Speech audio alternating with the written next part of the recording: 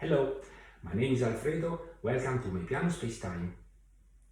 In this video you will find my study discussion about Johannes Brahms Romanze in F major. This video might be of real interest if you intend to study this piece at the piano, as I will present a few thoughts about what I understood while working on this piece to learn it. Before starting with my considerations, let's play a part of it to warm up.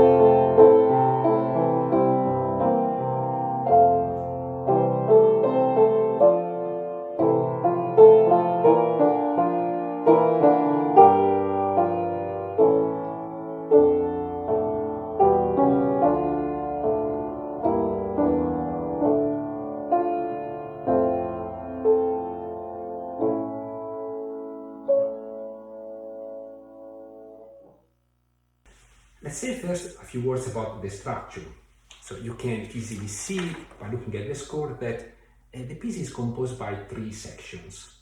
The third section, that is brief, is using the same musical ideas and material that we find in the first section, and it develops into a brief coda.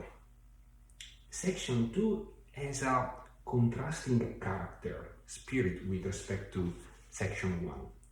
And even in technical terms, it is quite different in the writing. It requires a very different technical and physical approach compared to section 1. I think that before starting putting our hands on the keyboard for section 1, it's important to identify, I believe, 5 fundamental ideas.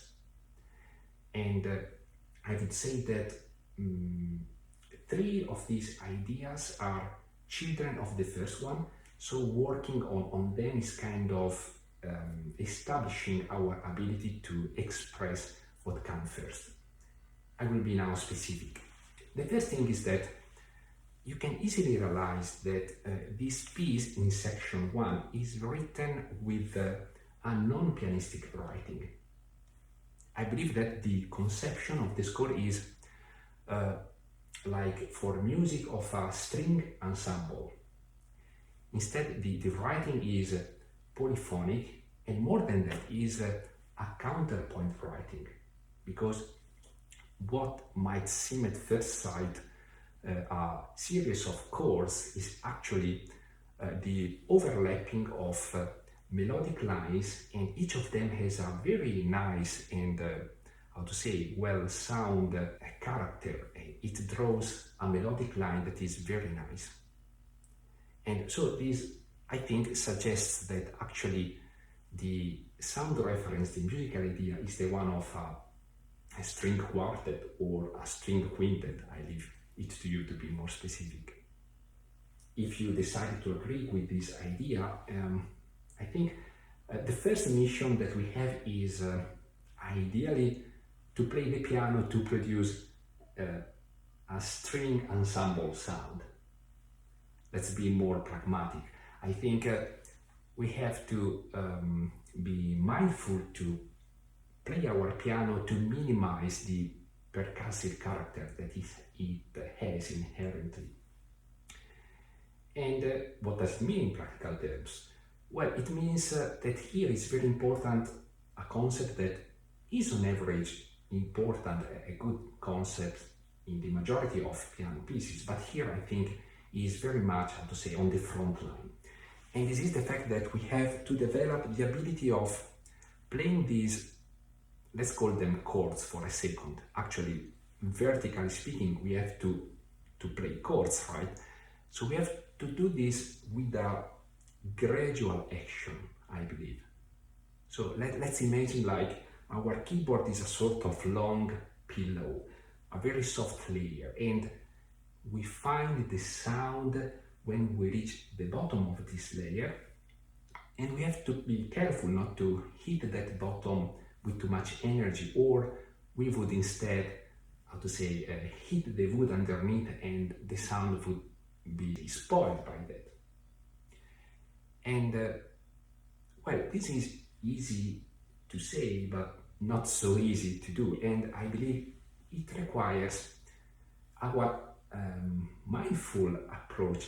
We have to keep this in mind to monitor our action when grasping these chords. And you know, one step forward in this concept to see it in practical terms, I believe that it is essential to train, to exercise a cooperation by the arm action and the fingers, because at the piano generally the arm is the part of the body that can provide the right amount of energy to have our strings to vibrate in a nice and round way. But the arm alone, without a good cooperation by the fingers, can easily deliver a too harsh amount of energy. Vice versa, the fingers, if we leave the fingers alone, very easily will incur in the problem of producing a pale sound, especially when we play chords. And so once again, a big part of our work at this piece, I believe, is to train this cooperation in having the arm providing energy, and we have to study in a way that we deliver the right dose of the energy to the keyboard. And the fingers, with their natural grasping capability, are the ones that filter, integrate, makes possible to grasp the right chord, and when it is needed, to highlight one note in the chord that in that particular moment might be a more important element for the melodic line that we are working. So this was the first point, a bit elaborated, right? So basically, once again, is to be conscious about the orchestral nature of this first page, of this first section. And this is linked to the idea of working on our capability of gradually attack each of these chords if we want to see them in a while as a number of chords in progression. The second idea, in a way we already touched that, I said something already, is since it is a polyphonic writing, we have to pay attention that we have vertical sound consistency in the chord. And there are moments in which that are not at all so easy. It requires a bit of exercise, of training, to make sure that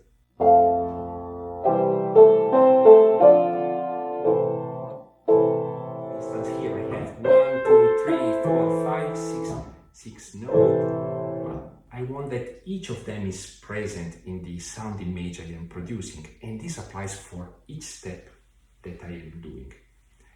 Once again, cooperation between energy from the arm and finger grasping is the way. The third point is again contained in what we are saying, but it's important, I think, to have that clear in mind. Each of the lines in the polyphony here are nice melodies that have their important role, sometimes to support and enrich what the main singing line is doing, and sometimes that line instead becomes the protagonist in the moment.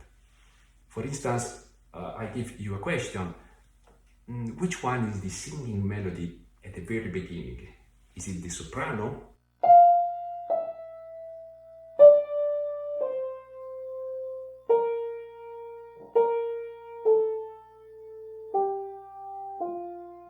Why not?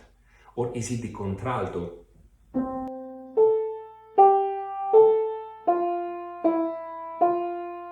That, by the way, is doubled at the tenor.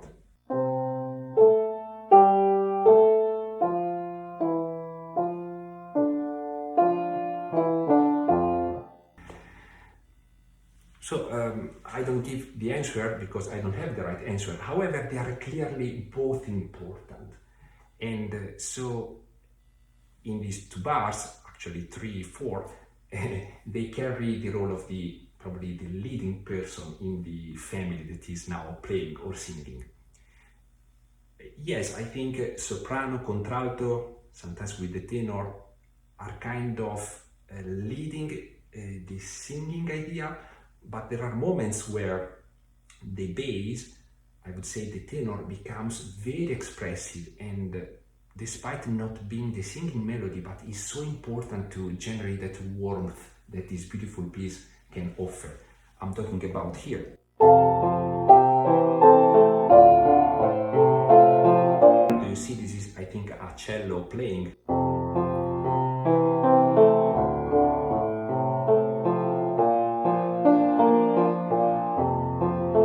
While we have that line that at the beginning was the contralto and the tenor that is doubled and goes in the soprano. Do you see it? It is what was happening at the beginning here.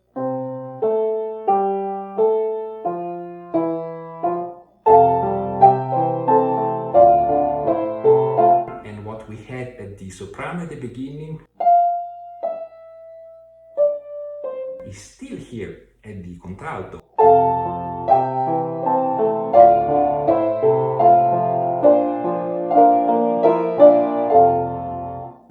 It's very beautiful.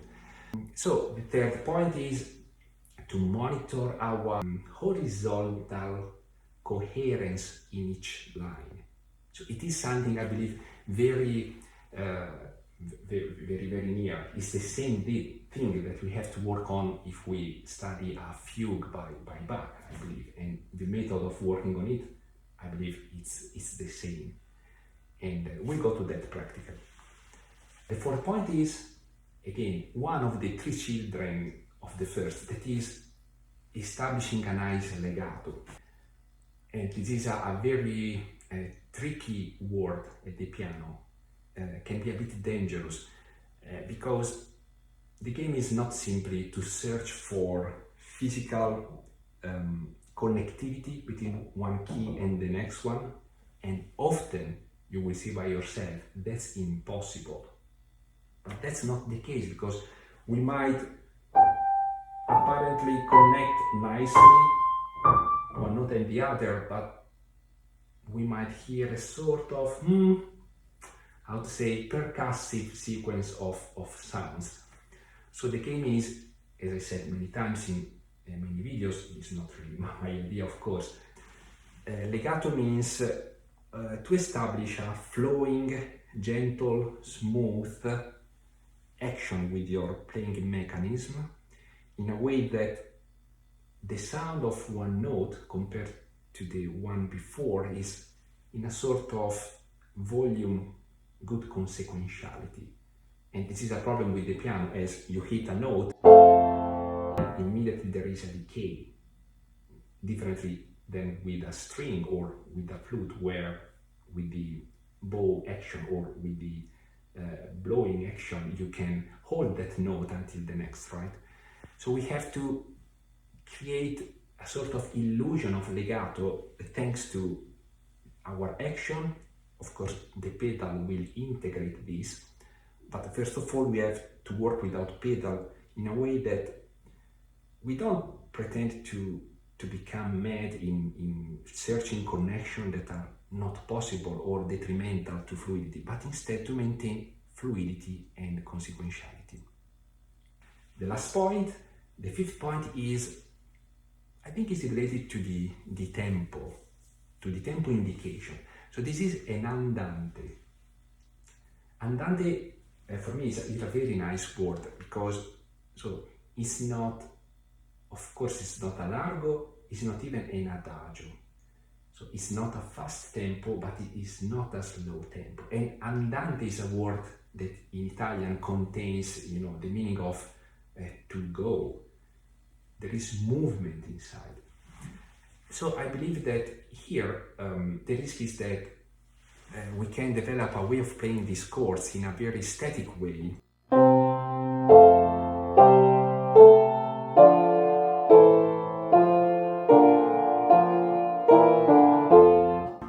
And this is not an andante. Instead, we have to work to refine our action so that we can perceive and hopefully make perceivable a kind of bass rhythm flowing, right? Something that is going. So we have to work in a way to establish a direction in the music. Like we know that while we play a chord, we can feel that another one is coming. And then this never stops until the end. And we'll see practically what I believe might be a way to develop a bit of effectiveness in this. So there were a lot of words, right?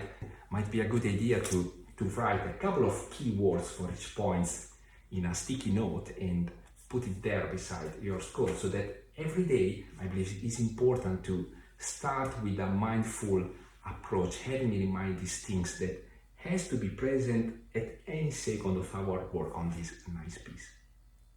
Now let's be practical. My intention is for 2, perhaps 4 bars to be a bit, detailed and kind of trying to show practically how to cover all the 5 points. And then I won't do this for all the page, otherwise this video will take probably 3 hours or so. And I will perhaps complete by playing once or twice with separate hands the lines, so that however you can see the fingering I'm using. Perhaps this might be of some help in considering what you wanna do with these notes. Alright, first left hand.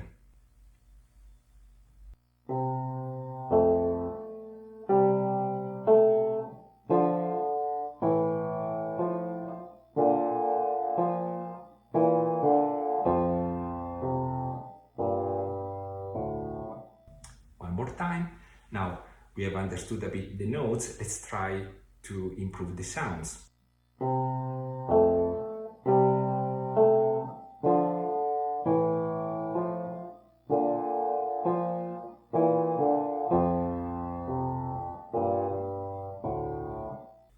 Let's see the right hand.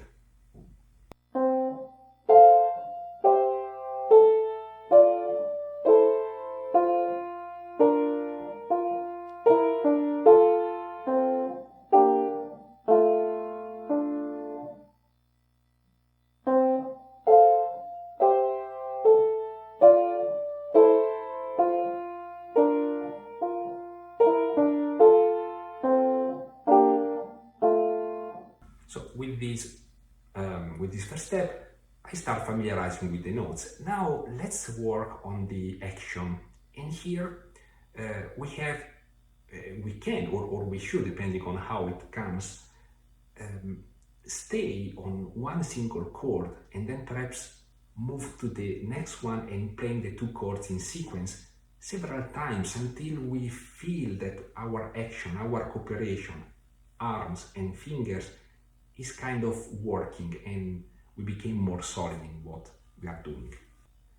By the way, the piece starts with this, it's the 6th quarter in the bar that is in silence, so I suggest to play at least 2 quarters in your mind and then to grasp this C that is not a main beat note, but is a note preparing to the main beat that will start in the next bar.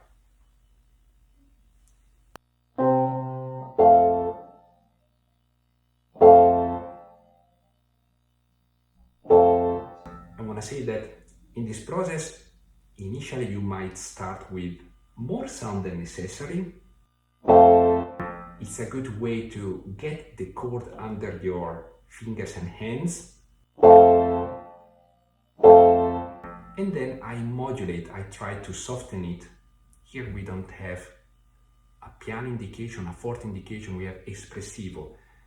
Clearly, I believe it is not a forte texture, but something between piano and mezzo forte, right? Most of all, we wanted to have a good presence of each notes vertically of the polyphony in the chord. And be gradual. Remember, like I'm playing a pillow and the sound is at the bottom of the pillow. That is a sensitive layer, because if I reach that too hard, I will hit the wood underneath and the sound will be mixed with noise. This is what I don't want.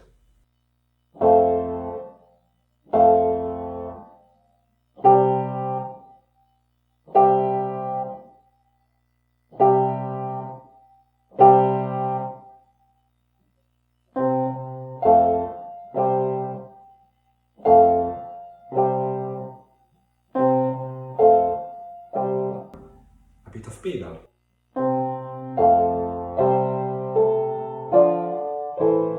Let's keep going.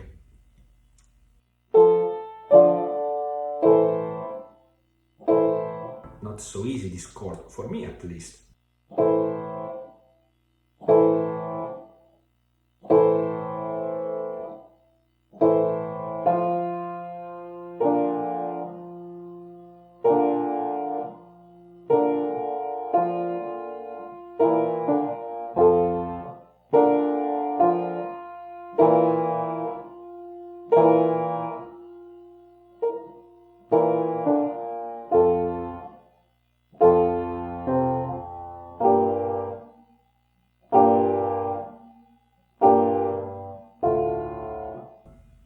So now we worked on the homogeneity vertically.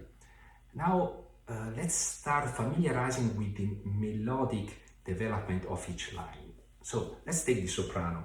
Let's hear it clearly.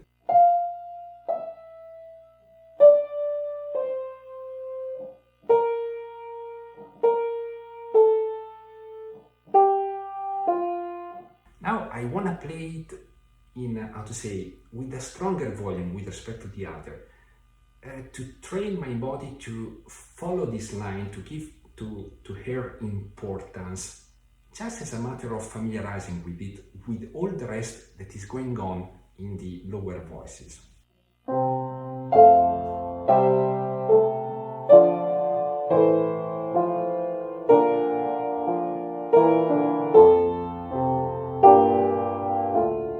Once again.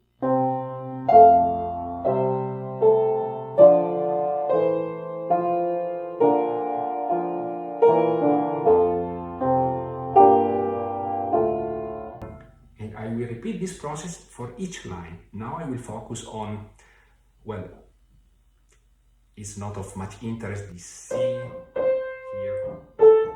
This will come a bit naturally. Let's go to the contralto. And let's, for the time being, leave the tenor a bit underneath in some volume.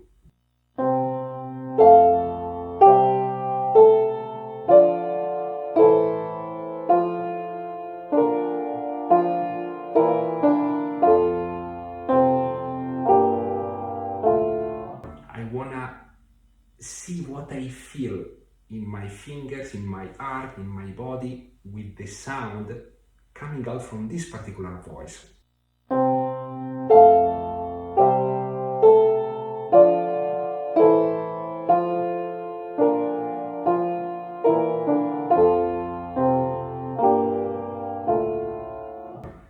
The tenor.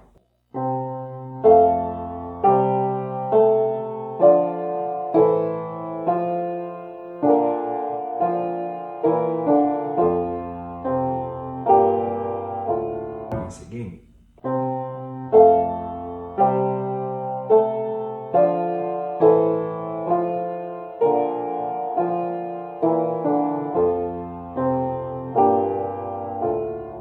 And finally the bass.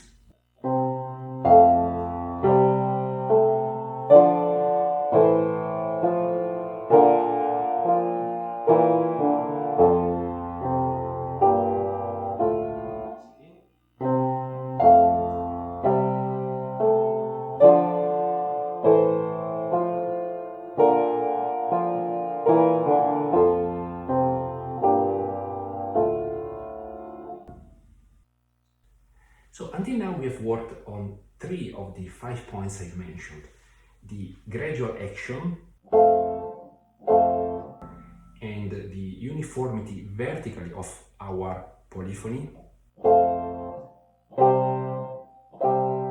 And we started working on our melodic coherence in familiarizing with each of the lines in this counterpoint writing. So now let's go to the legato.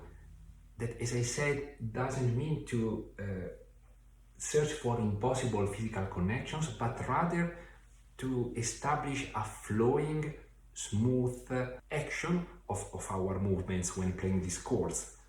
Of course, when I can, when I find it comfortable, I do connect the notes, but where this is not possible, I don't care about stretching or sliding, no, often is detrimental. Instead, I care about maintaining a good sound consequentiality, and later with the pedal I will smoothen down everything.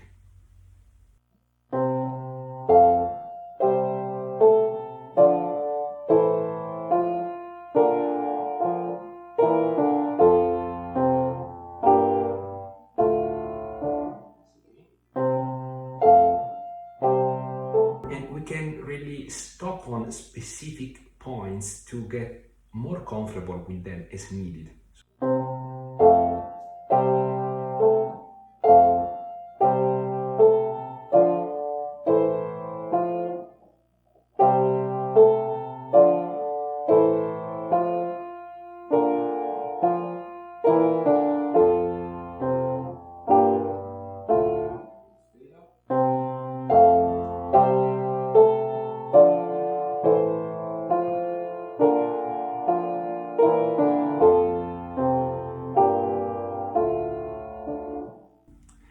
And the fifth point, that is the andante, right? We wanted to not simply play da da da da, but da da da da da da.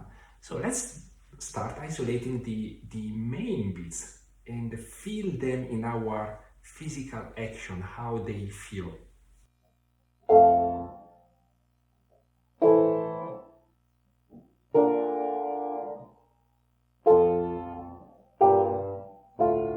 Again.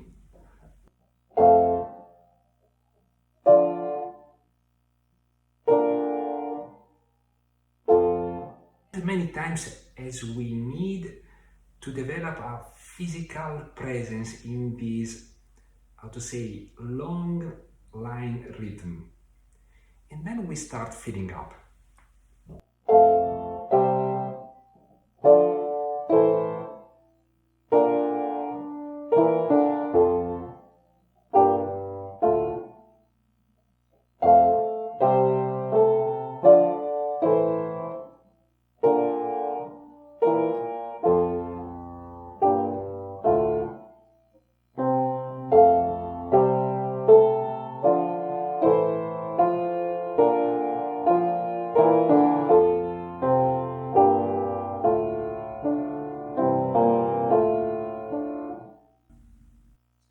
And this kind of work, I believe, is what we can do for each of the bars of this page.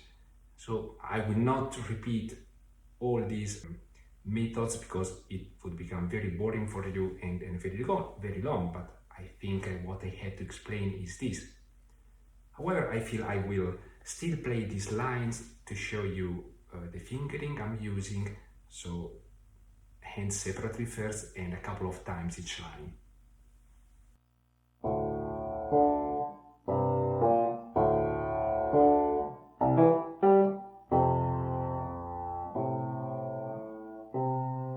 And notice here we have the first explicit dynamic indication, that is the crescendo and the diminuendo, right? Explicit because Brahms is writing espressive at the beginning, expressive. We'll come on that in a second. But first, let's be conscious about this crescendo here.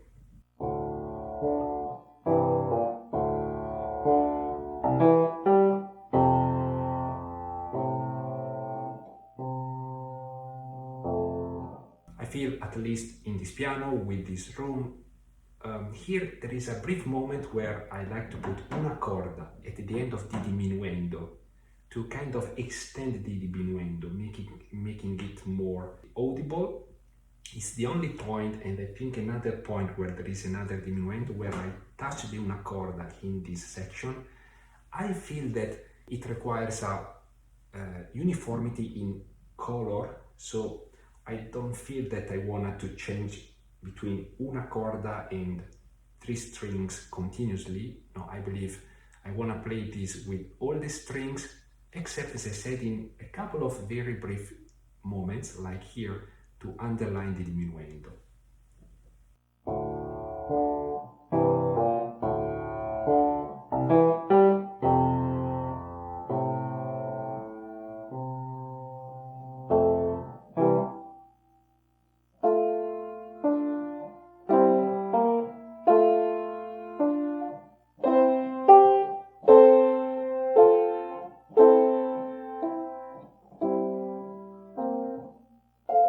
Here there is the, what is this, C, D, E, the E, I take the E with the left hand here. So.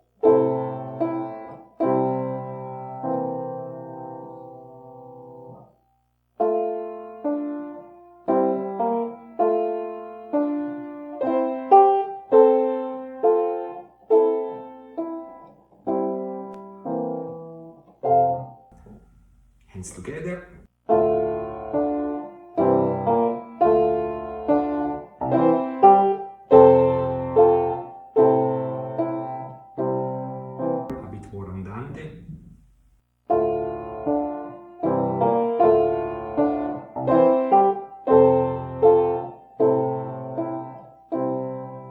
At the end, the pedal.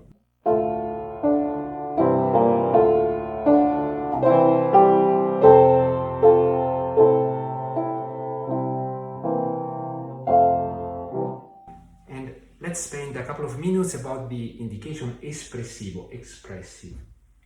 Well, this is a profound subject, so it would deserve, not a video. I don't know how many videos, so I cannot develop here anything about that. My suggestion is, if you like the idea, to go to see a video that I have posted in the description notes by Polish concert pianist Greg Niemczuk, where he actually presented a nice presentation digging into the concept of interpretation, espressivo, when dealing with the piano, with the keyboard, and what to do practically to explore this dimension and to develop our own way of expressing that. I personally appreciated very much that discussion. I invite you to go and see that. However, said in very few words, insufficient words, we had better to explore where our expressivity might go or shouldn't go. Like trying in highlighting notes here and there, hearing what it sounds, with no fear to make things that are inappropriate. It's part of the process. Exploring means to try, to test, and to decide, this is good, this is not good, right? So I try to do perhaps something stupid to give the idea.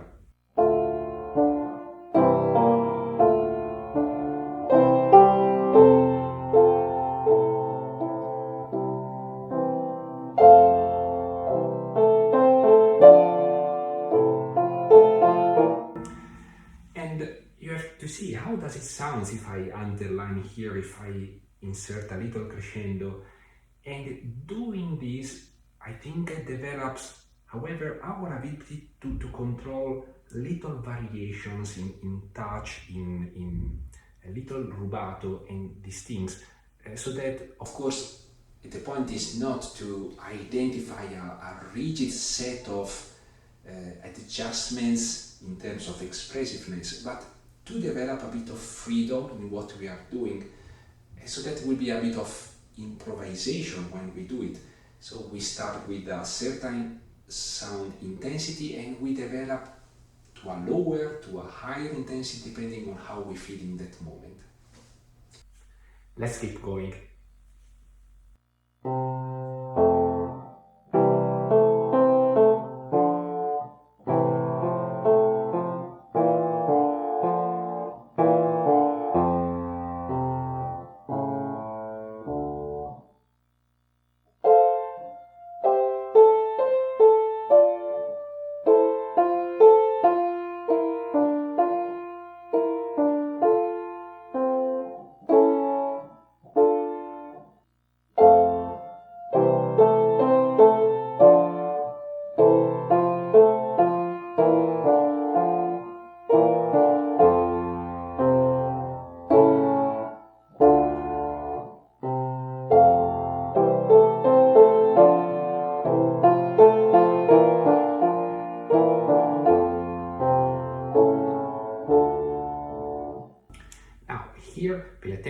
have a crescendo with a ritardando at the end of this part, and the ritardando, based on the edition I'm using, keeps going until the restart of the main theme, where there is a piano. So we have to consider this.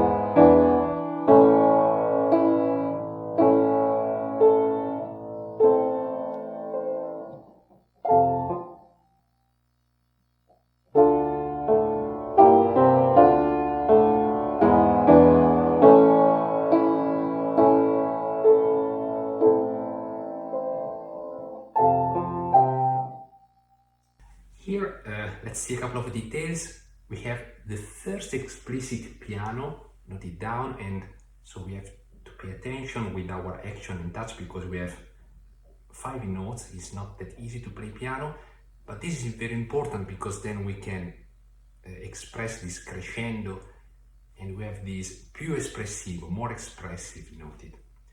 And we start seeing a lot of movement in the cello line, very beautiful, and requires a bit of care in studying it.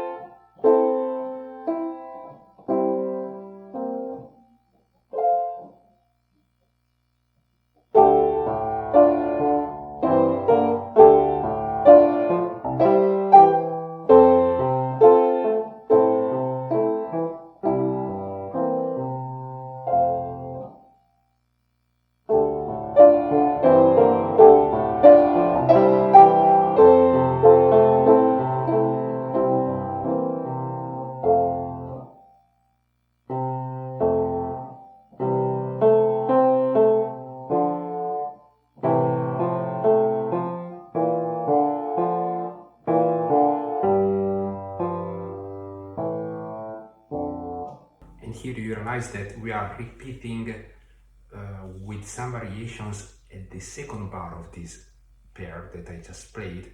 We are repeating what happened at bar 1, 2, 3, 4, 5 and 6. So at a certain point they should be studied, I think, together, so that once you have completed preparing the first two bars, you work just on the modifiers in this repeat section.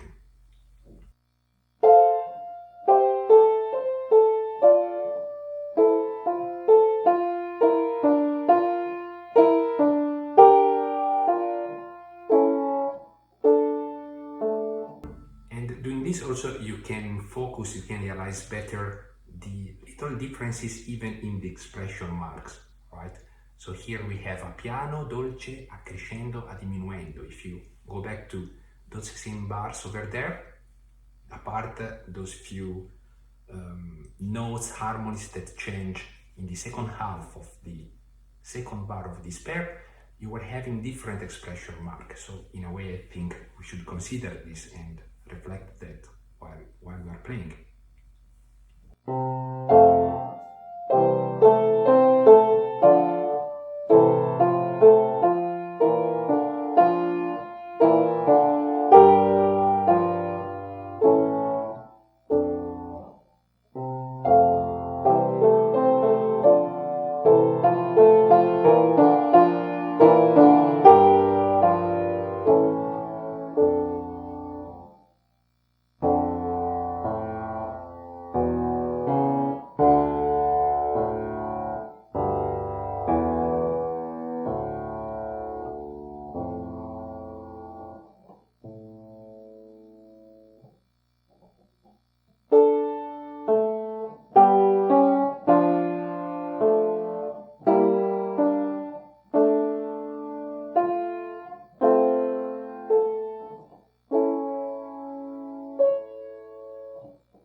And you notice that here there is a little trick. I split between the two hands the last quarter in the first bar of this pair. So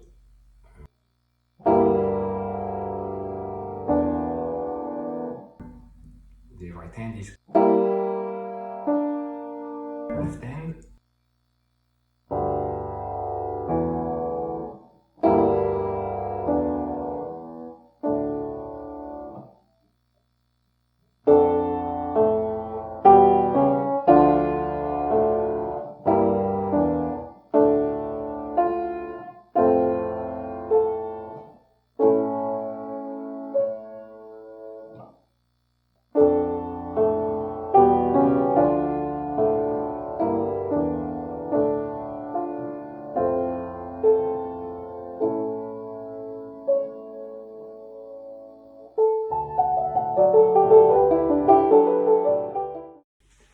We have reached section 2. The environment is changing significantly. In technical terms, it becomes more pianistic. Let's start acknowledging the tempo indication that is changing to allegretto grazioso. So we are basically still in the range of the moderato-like tempos. Allegretto is not necessarily fast, however suggests a more lively pace probably compared to the andante or a simple moderato. And Brahms further qualifies it with grazioso, that can be translated, I guess, in lovely or delicate. Notice also that the metric of the tempo is this C with the cut, so these bars should be thought like in two main beats, in a way like it was a 2/4 tempo with 16th notes. And then let's see also that Brahms is writing here molto piano and dolce sempre, so always sweet and soft. And if you quickly review this page, there are very few dynamic indications here and there. That to me doesn't mean that we have to think in flat terms, this piano, but however probably to be discreet in what we are doing in terms of expressivity. Okay, let's go now to some practical steps to prepare our performance. So at first, I think we have always to keep in mind that even when we have to play piano, playing at the piano means to perform an action in a three-dimensional space. So there must be always some sort of generosity in our movements. It is not a piano something that happens in a flat space, in a narrow thing, and we have to think about it typically. in very narrow, flat and contained terms. There might be specific points in some piece of music in which there is this need, but not in general. So here I think the first thing is to acquire a solid sense of confidence with these notes in three-dimensional terms, activating in full our playing mechanism. And so we start with a non-legato and with some assertiveness, playing each note reaching the bottom of the keys.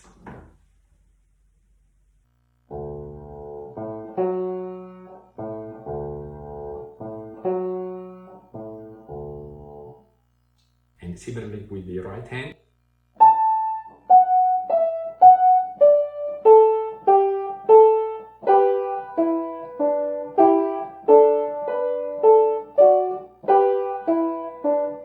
And by the way, if you didn't warm up as I didn't this morning, this is also a good step to, wake up the reactivity of the fingers and the cooperation of your playing mechanism. So a non-legato with an assertive touch on the keys.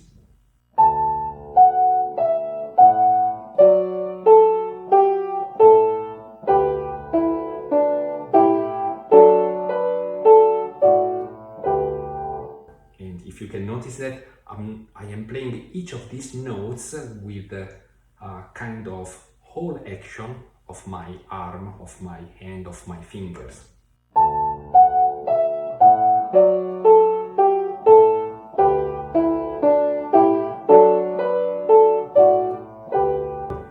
And now let's move to work on the continuity, so we switch perhaps progressively to a more legato line.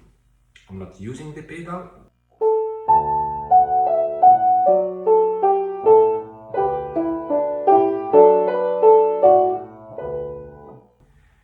And by the way, I am playing with the soft pedal that basically I like with this piano, with this room, to keep for the entire section too, except perhaps a moment I will mention about it later.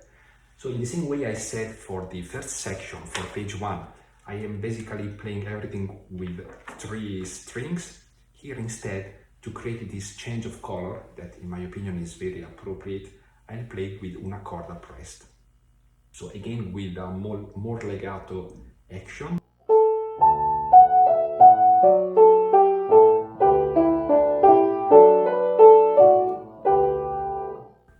And now let's work on the piano and dolce and grazioso remarks. Here is now time to reduce the number of actual, leaning actions at the bottom of the keys. If we want to play a tempo, especially with a leggero, grazioso character, we cannot think to reach the key bottom at any of the notes that we are playing here. And so our work is to feel, to explore where we can find musically and technical good leaning notes that are important to maintain in us a sense of control, of confidence in the line. And instead, there will be other notes, I would say the majority, where we don't care anymore to reach the bottom of the key. Actually, I feel we have to work not to reach the bottom of the key always, although obtaining a nice round sound.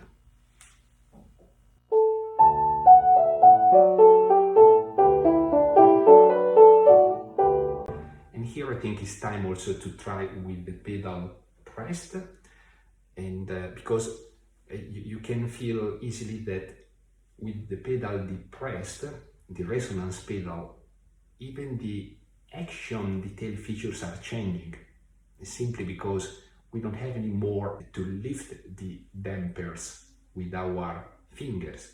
So there is one mechanical element less to be activated with its weight.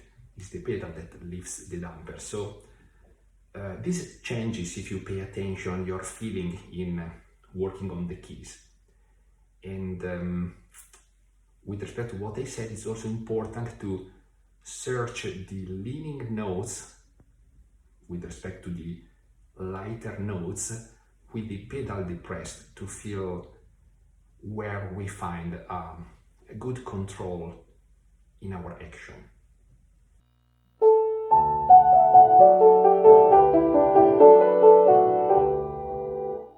Once again.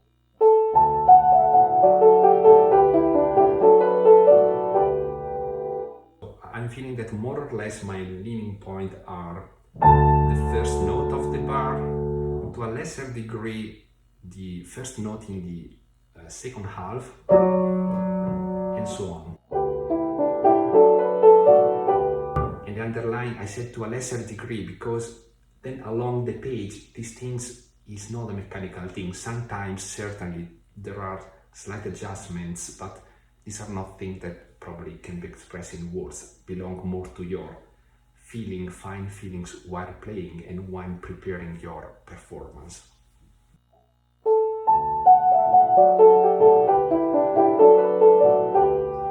Let's keep going. So the left hand is playing nearly everywhere this pattern, so probably if we work sufficiently in the first two bars we are kind of done with that.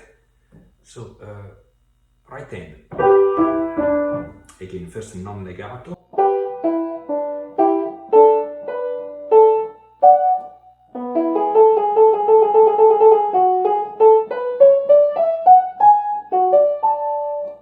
here we have a few problems, right? So first of all, a general thing we realized that yes, to establish a working order we have to split in chunks our lines, but then here you see clearly that in technical terms we might find the most complicated technical issues not in correspondence of the chunk development, but perhaps in transition points that might be in the middle of the chunk or perhaps at the end. And here is the case. We have a fairly problematic thing to do with the right hand here. We are going far with weak fingers here, and then we have to jump here with an arpeggio and a trio. So after you have familiarized with the notes and you have sufficient confidence more or less at roughing stage level, it is a good point to zoom in, and the passage becomes really around the critical point here.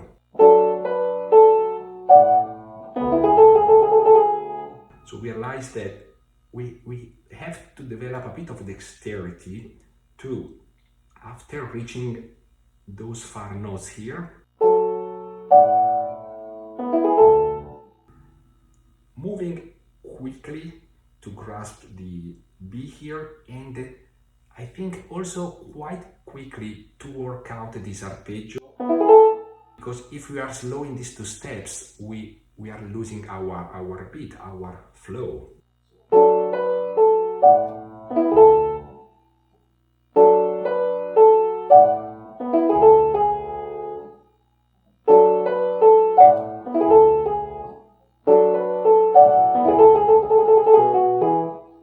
Here I think is the pedal that has to take in charge to hold the lower notes, otherwise the trill becomes really, how to say, naughty to perform.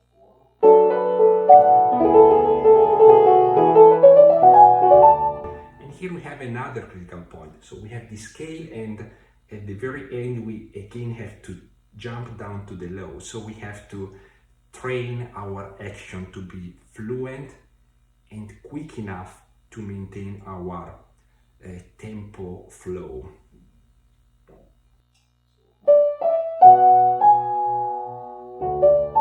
Somehow when I play this G sharp, it's time in a relaxed and fluent way to approach that low F sharp.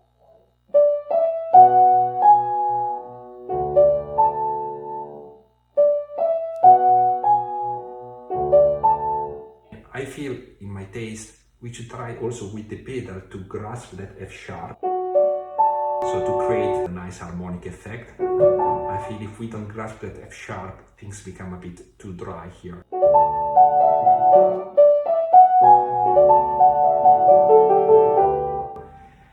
And well, in case you didn't practice your scale since a long time, as probably is my case, so here the scale is a good opportunity to review what I believe is the right way to practice scales. That is, first to familiarize with that with non-legato, to maintain yourself relaxed and assertive in each step of the scale.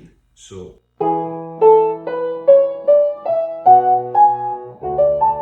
and if you are noticing, my action is going down with the fingers. The fingers are not doing unnecessary and I think detrimental actions like going up before hitting the notes. Unfortunately, I was myself exposed for many years when I was a child and a boy to that kind of mentality that later in my life I realized, hearing to and reading a number of pedagogic things about piano playing, that is truly irrational and detrimental. So I worked and I'm still working to get rid of that. I hope you will realize the same soon if you belong to that group of people in the world that were exposed to the teaching of developing articulation upwards.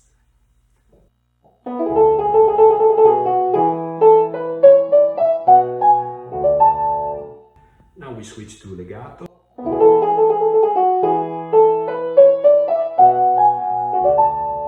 And then also here we work on the leading points.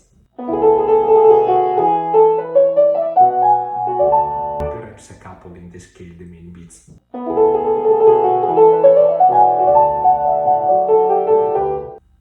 Okay, the concepts I think I've been introduced to work out our performance for the entire section here.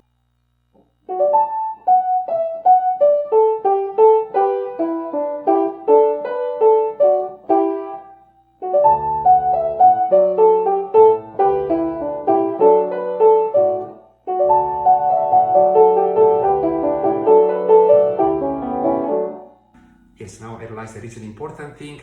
Don't underestimate the importance of your bass.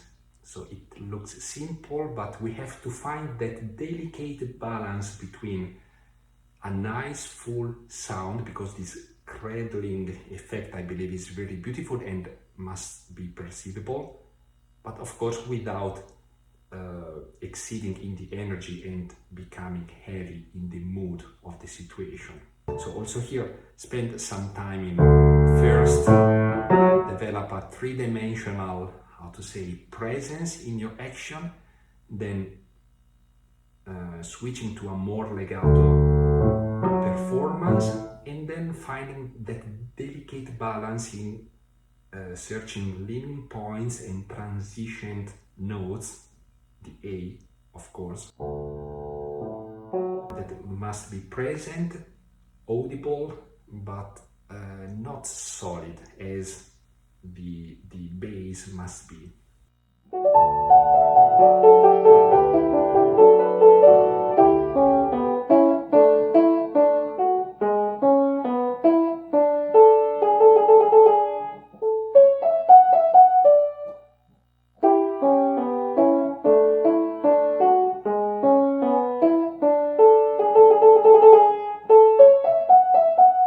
Here work on the trill, I think, not to be too fast, and so not too fast, and maintaining a sort of contact with the key, how to say, natural movement. I feel we shouldn't in a way lose the contact with the key, so to maintain this trill delicate and sweet as it should be.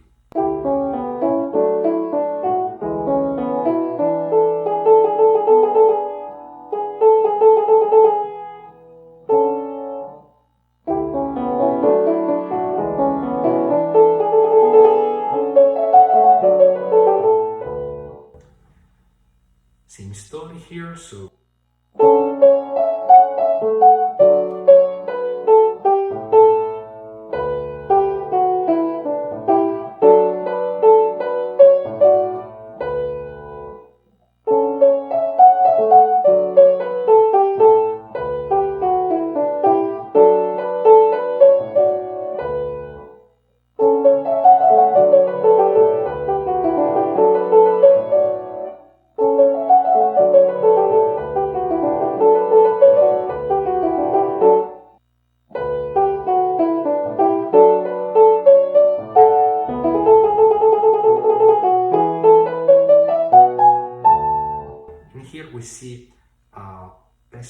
that is relative to what we found at between bar 3 and 4, so could be a good idea to study them, I think, jointly once you have developed a bit of confidence with bars 3 and 4, then to jump here to see what slight differences in our action we have to accomplish to perform a similar step but with some difference.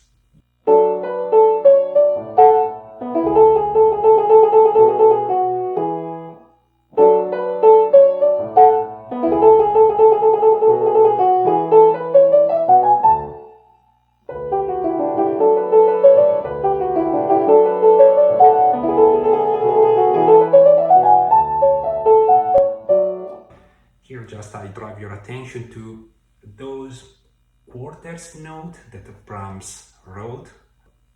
To me, those become evidently leaning point, at least in my opinion. So we wanted to be more solid on the touch with them. And also he's playing in putting these accents on a couple of notes. I suggest to explore yourself what it might mean for you.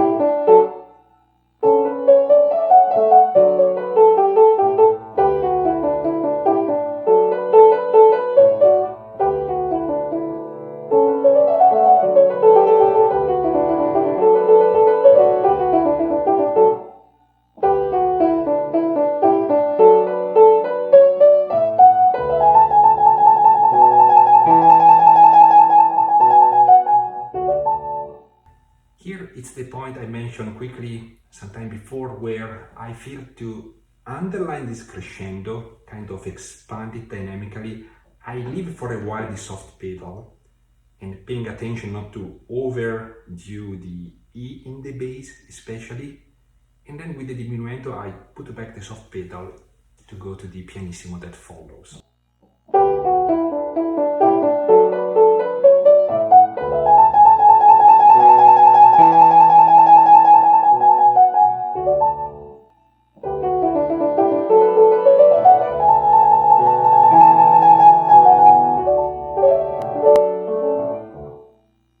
Here where is one of the most difficult points, I think, in the piece. So the first thing I feel we could do is to play just the leading notes. This is already in a way challenging, right? Because you have a number of notes that are far away from each other played with the pinky. First, let's play them assertively.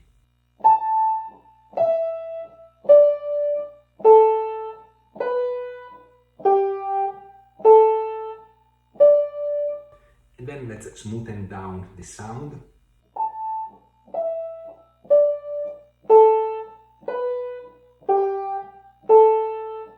With the left hand.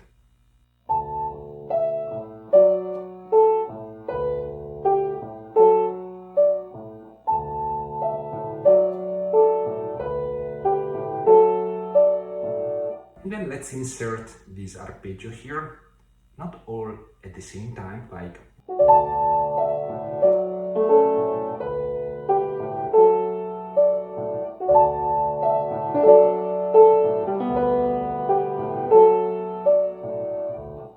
notice all these arpeggi I think are clearly taken like 1, 2 or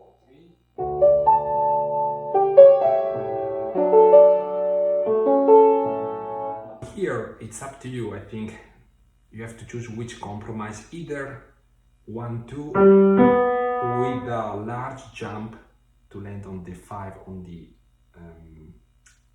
what is this, B, or I personally prefer, although it's not easy, but either things I feel are not easy, this one to take with the 2 and then complete like this. So, and the problem is to maintain lightness in these two decoration notes. But even this I think is a problem to work on, and I feel a bit more comfortable this solution, although requires a bit of work.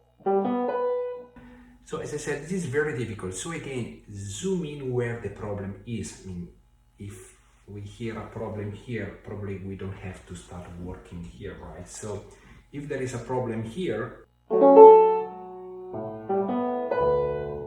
we focus on these two steps.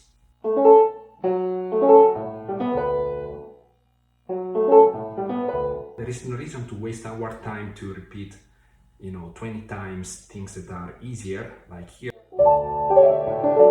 This is okay. So we focus on here. So where was my problem? I felt this beat too strong. I tried to lighten it up.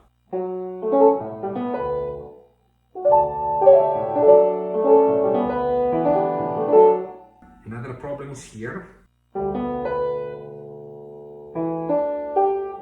It's rather difficult, for me at least. Far away E, and then a 4, 5. So it requires a bit of time.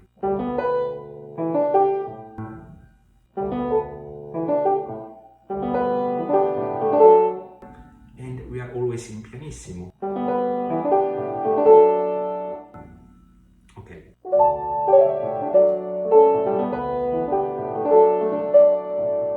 Here another problem. You see a very stretched arpeggio that will appear again soon after when we go here.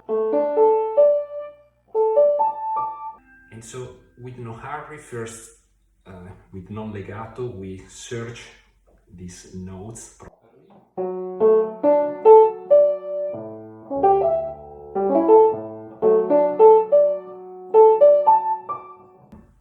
Fingers action is very, very limited, nearly absent. It's more the forearm with the rotation and with the driving coming from the elbow, hence from the upper arm, that is providing a very present action to grasp these notes.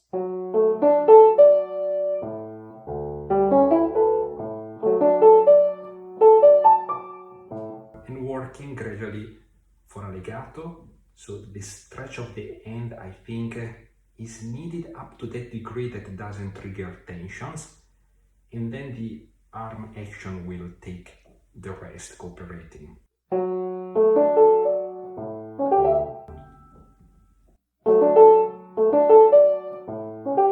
And remember, your aim is the upper note.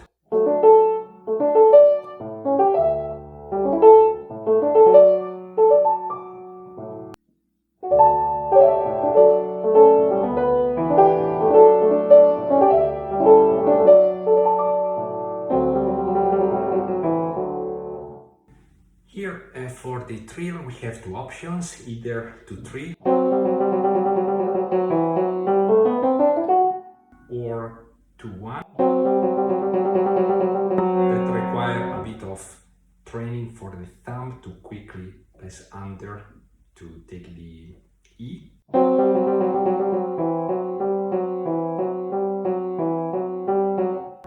I said the thumb, but actually is the entire arm that supports the thumb in its action.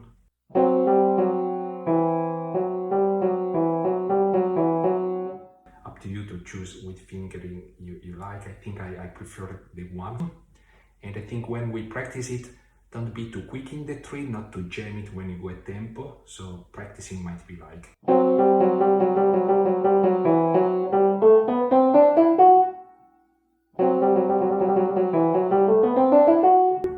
And again, the scale here. So let's practice it with a good way of studying scale.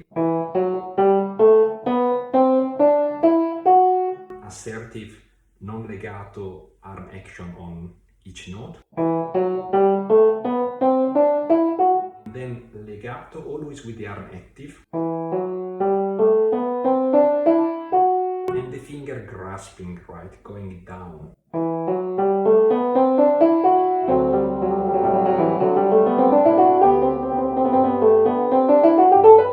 Here again, you might use the 2 or 1-2 or 2-3. I prefer 1-2 personally.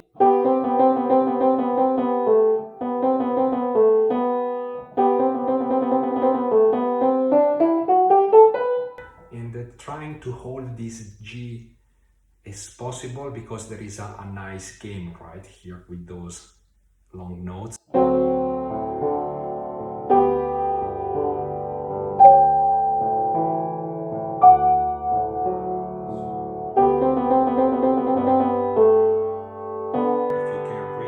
Better to hold it.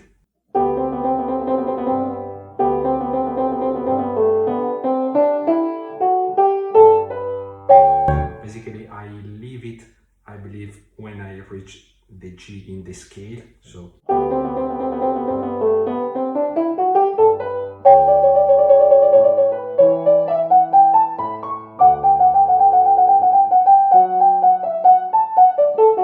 and there is a direction here, so the scales end at the top acoustically.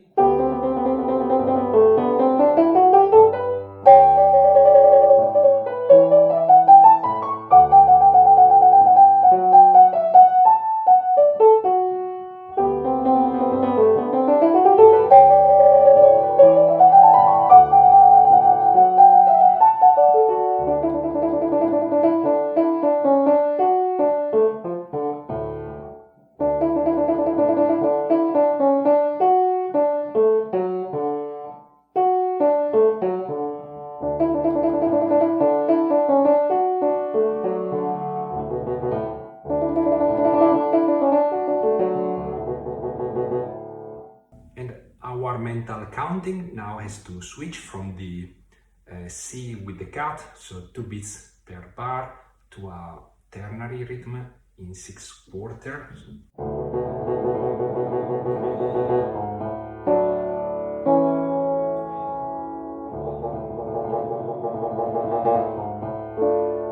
I personally feel comfortable with these trills to use the right hand for the trill and grasp the conclusion with the left hand. So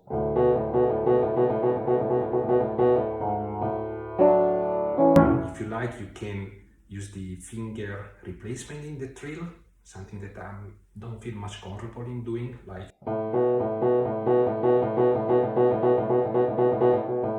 I prefer 1-3 actually.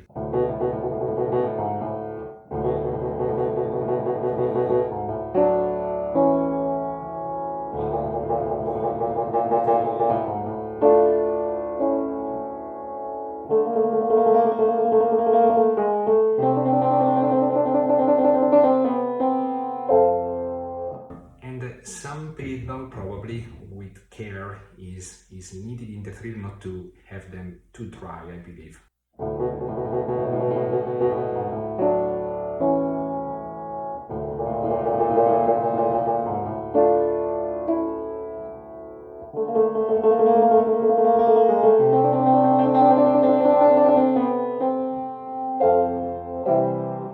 And we go back to the piano and to the texture that we had in section 1. You will notice here some difference in the expressive marks, right? We have this crescendo and the second bars of the ripresa with the tempo primo. So consider that in your studying. There is some notes added with respect to the same line that we had at the beginning of the piece. and so I wouldn't spend more time here because we said already how to face this kind of writing. I would just highlight that we have a più espressivo after 4 bars here, and notice this conclusion here.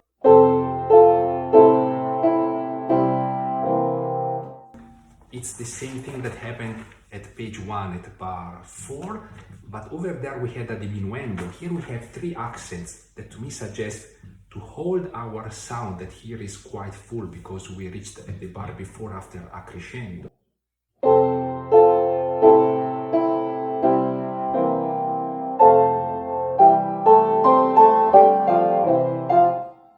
To me, più espressivo doesn't mean più piano.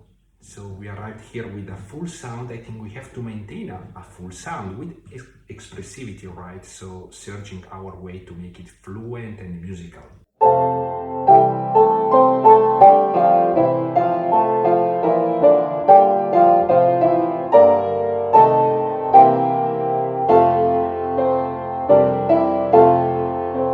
And notice that here we are always at tempo, there is no ritardando.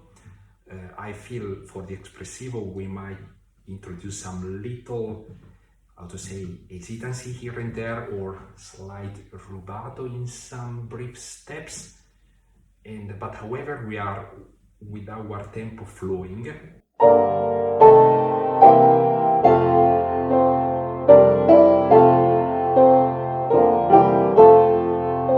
Here we start with the ritardando.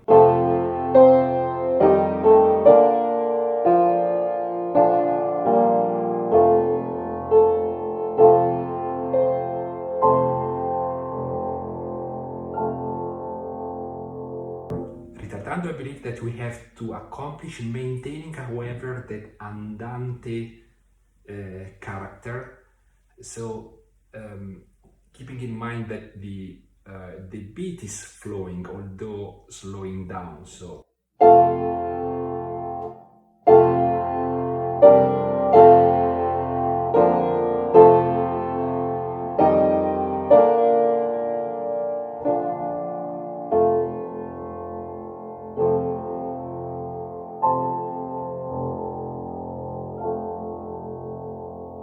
I feel the soft pedal at the very end, perhaps starting with the low F, is helping to extend the diminuendo.